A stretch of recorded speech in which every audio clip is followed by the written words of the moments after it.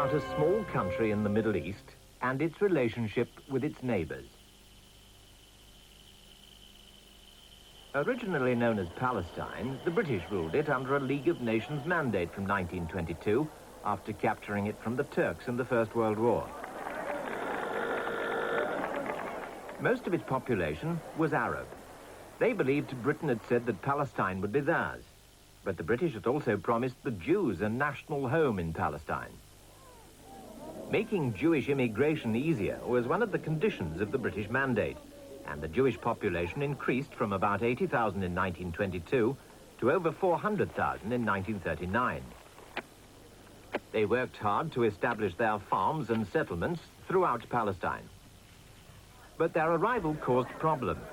The Palestinian Arabs bitterly resented ever-increasing numbers of Jews in what they believed to be their country and blamed the British. Amid mounting Arab hostility and rebellion, the British called a conference of Jews and Arabs in 1939. Although the Jews were promised ultimate independence, the British announced a cutback in immigration over the next 5 years. Then it was to stop altogether, unless the Arabs agreed. Well, this was rejected out of hand by the Jewish leader Ben-Gurion. For many Jews, including refugees from Hitler's Germany, Palestine was the only hope. So increasing numbers tried to get into the country, even though many would be refused entry when they got there. The British intercepted the ships carrying these illegal immigrants.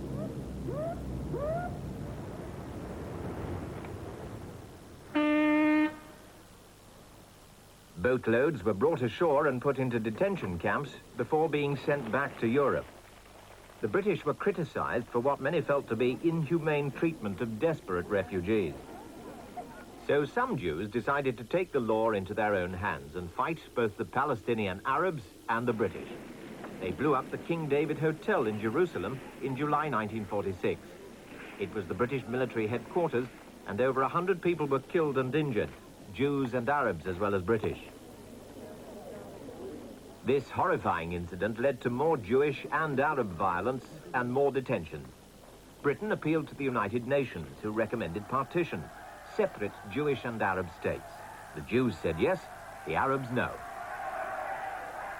Finally, on the 14th of May 1948, the British gave up their mandate and the State of Israel was proclaimed by Ben-Gurion, their first Prime Minister.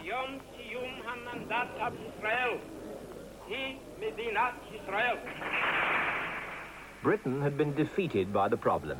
Would the new State of Israel do any better?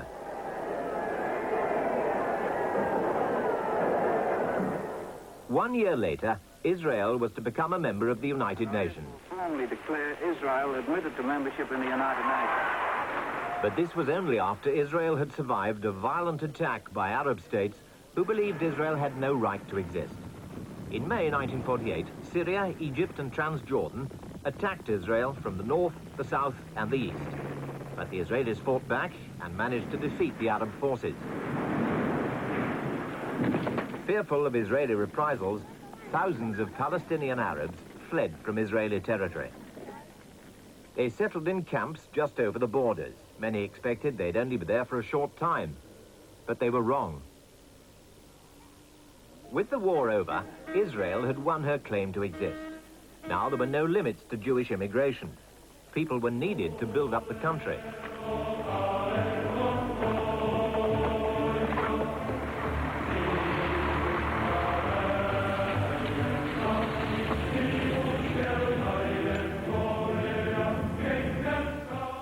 All the new states' borders were with Arab countries, of which the most powerful was Egypt, immediately to the west. This country had been ruled since 1936 by King Farouk. At first he'd been popular, but the corruption of his governments and his way of life lost him general support. So on the 23rd of July 1952, the army revolted against the king. They expelled him, did away with the old political parties, and set up a republic under General Naguib.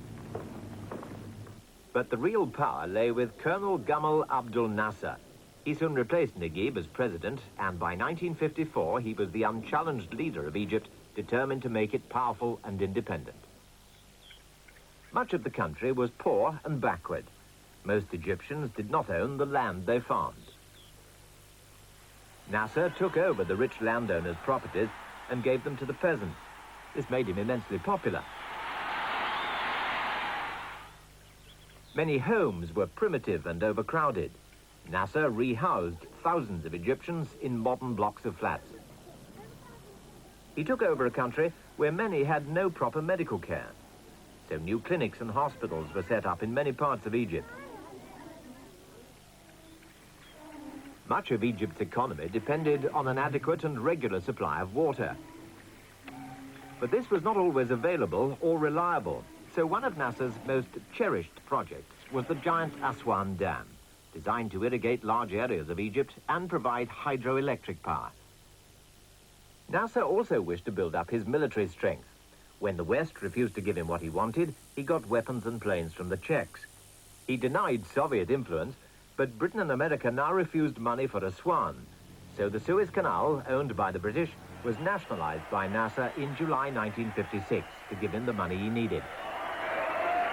This was to lead in October to the confrontation between Egypt, Britain and France, known in the West as the Suez Crisis, and by the Arabs as the tripartite aggression of Britain, France and Israel.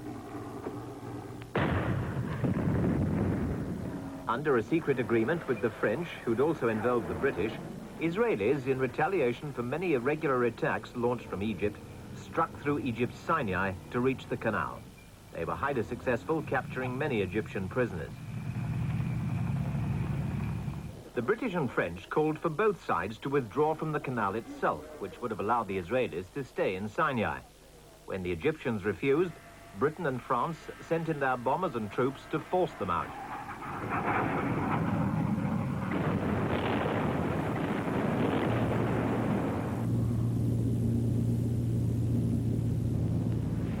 But to ensure success, the British and French needed United States support.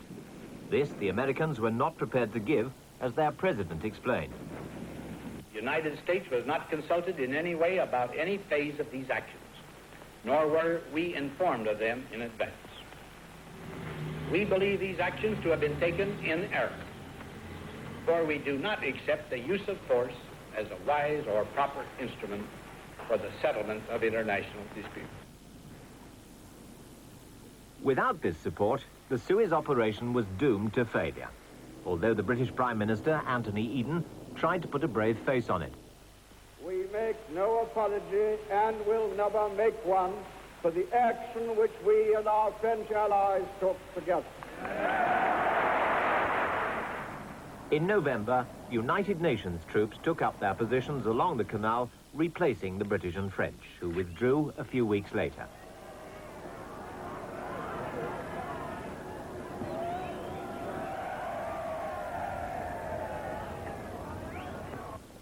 Even the Israelis, who were much less ready to give up their territorial gains, were, in the end, persuaded to withdraw. For the Egyptians, the Suez affair made Nasser a national hero. To many outside Egypt, he became a symbol of resistance to Western colonialism and imperialism. He set up the UAR, the United Arab Republic, in 1958. The UAR joined Egypt and Syria together, but Egypt was by far the stronger partner. Nasser believed in the unity of all Arab countries, but with Egypt to lead them. He persuaded Russia to provide the money for the Aswan Dam. He seemed to be going from success to success.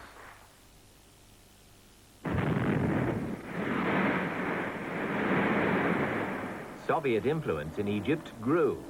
Their technicians and money helped to realize Nasser's dreams of a modern, industrialized Egypt, more than ever well-suited to lead the Arab world.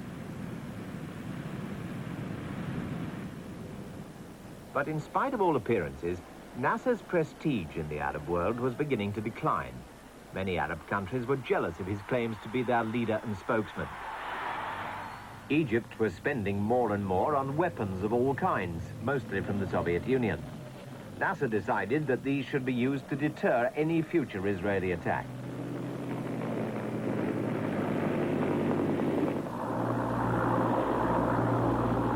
He was also increasingly forced to demonstrate his hostility to Israel in an attempt to heal some of his conflicts with other Arab leaders.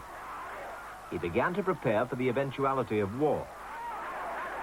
In May 1967, amid growing tension, he ordered the United Nations, who'd been there since 1956, out of Egypt. The Egyptians then began to build up their forces in Sinai.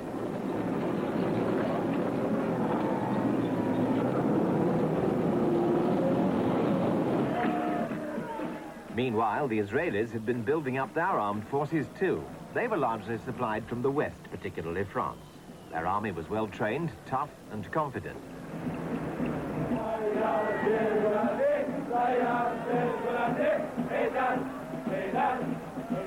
Throughout May, the tension mounted. To the Israelis, it seemed that the Arab attack might come at any time. Then, at the end of May, King Hussein of Jordan came to Cairo to sign a defense agreement with Egypt. He was the last link in the Arab chain around Israel.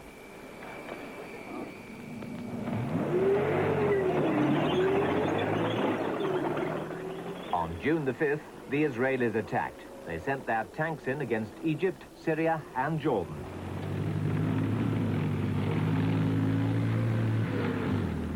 Israeli planes struck the Egyptian Air Force on the ground. The Israelis swept through Sinai, driving the Egyptians back over the Suez Canal. It was a total disaster for the Egyptians. They lost over 10,000 men, 700 tanks, hundreds of guns, and nearly all their warplanes. And it was all over in 6 days.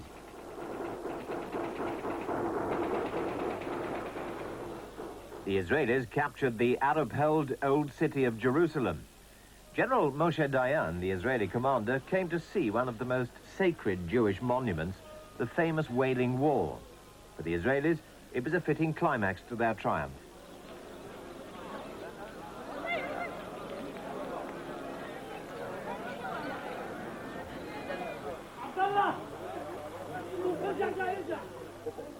But for the Palestinian Arabs, it was another story. Once again, as in 1948, thousands of refugees escaped across the River Jordan. Altogether, 400,000 fled from the territories occupied by Israel after the Six-Day War. They joined the other refugees in overcrowded camps, relying on rations largely provided through the United Nations.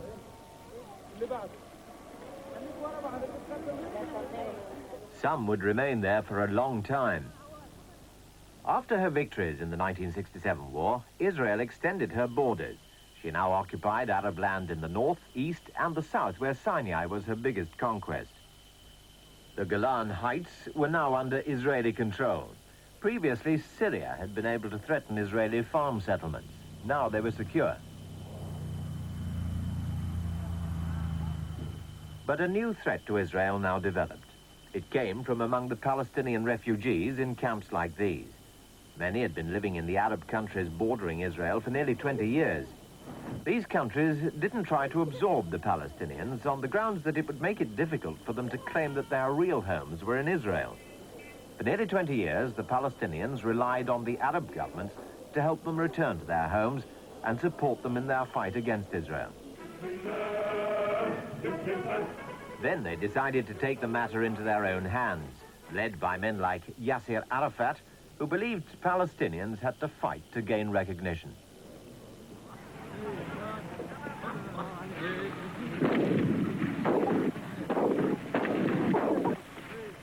In the camps around Israel, groups were trained to carry the fight into that country. Regarded by many as terrorists, they thought of themselves as freedom fighters. Even their children, who'd never seen Palestine, were trained to fight Israel.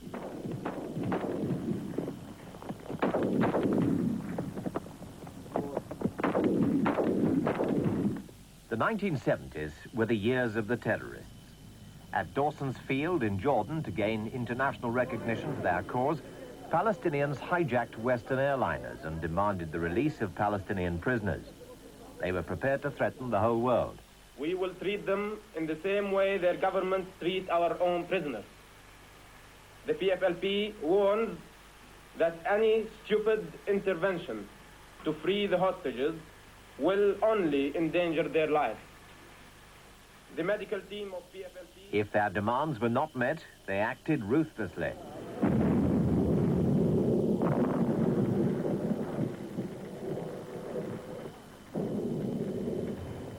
In fact, their actions became so violent that in Amman, in Jordan, where the Palestinians outnumbered the Jordanians and appeared to be challenging the government, the army attacked and drove them out of the country after some bitter fighting.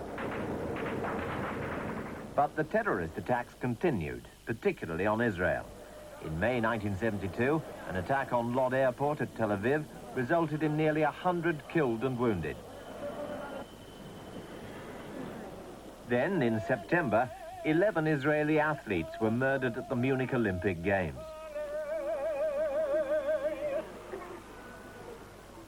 The Israeli response was always swift and ruthless.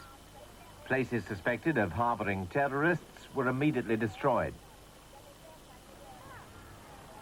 But in places like the Gaza Strip, many Palestinian Arabs continued to live under Israeli control.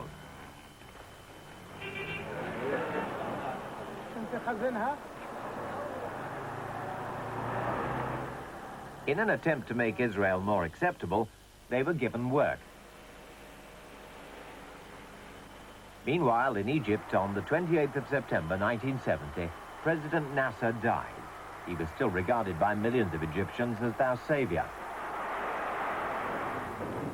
He was replaced immediately by President Sadat, who set about restoring Egyptian morale. He began by building up the army's self-confidence.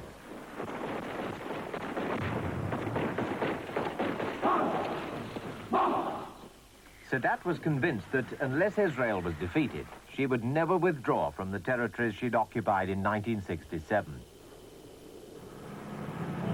So on the 6th of October 1973, Egypt and Syria launched a surprise attack on Israel. Because it was a Jewish religious holiday, Israel was unprepared, and the war was bitter with heavy casualties on both sides.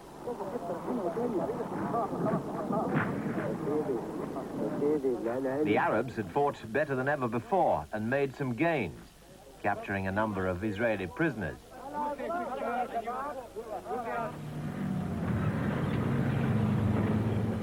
But towards the end of the war, the Israelis succeeded in crossing the canal.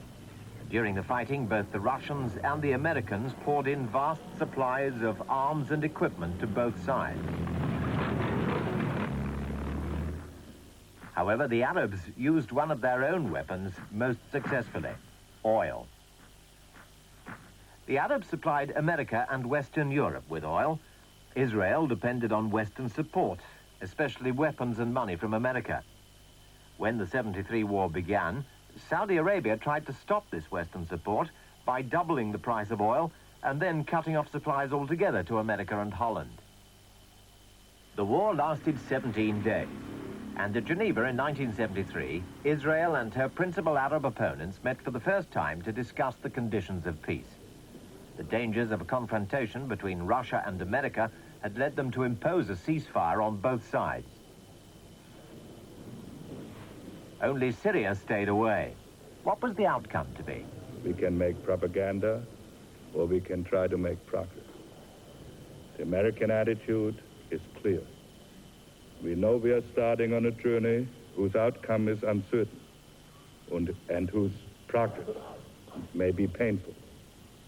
We are conscious that we need wisdom and patience and goodwill. But we know, too, that the agony of 3 decades must be overcome, and that somehow we have to muster the insight and courage to put an end to the conflict between people who have so often ennobled mankind.